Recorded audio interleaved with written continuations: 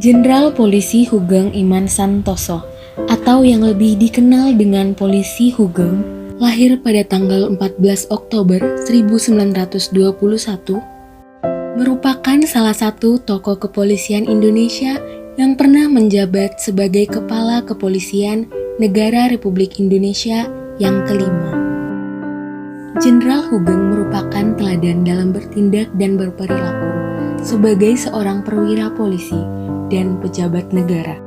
Seorang pejabat yang berintegritas tinggi. Saking jujurnya, Gus Dur, Presiden keempat Republik Indonesia, mengatakan bahwa hanya ada 3 polisi yang jujur. Pertama, patung polisi. Kedua, polisi tidur. Dan yang ketiga, polisi Hugeng. Dalam perjalanan karirnya, Jenderal Polisi Hugeng dikenal sebagai polisi yang memiliki orientasi pelayanan yang tinggi. Jenderal Polisi Hugeng terkenal sebagai polisi yang sangat peduli pada masyarakat dan anak buahnya. Kisah yang tidak akan lekang atas pelayanan nyata Jenderal Hugeng adalah ketika ia kerap turun ke jalan untuk mengatur lalu lintas saat terjadi kemacetan.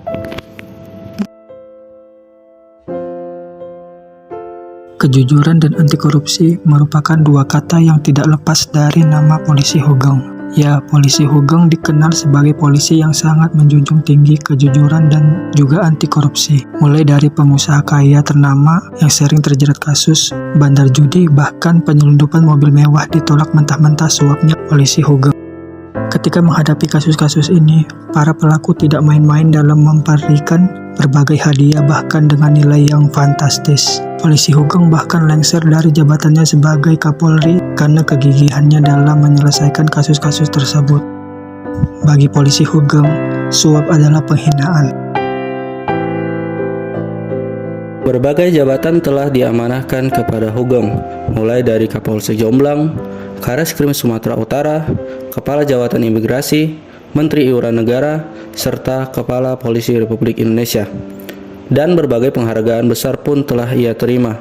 Hal ini menunjukkan nilai kompeten yang dimiliki Jenderal Hugeng. Dimanapun dia ditugaskan, ia bisa bekerja dengan kompeten.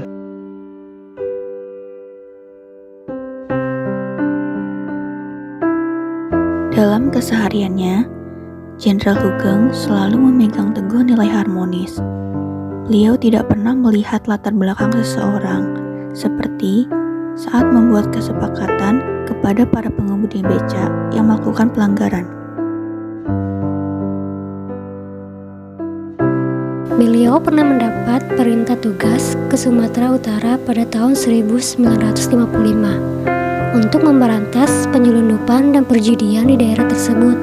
Ironisnya, di sana sudah ada yang menyambut beliau dengan mobil, rumah, dan beserta isinya. Namun, apa yang dilakukan oleh Jenderal Hugeng?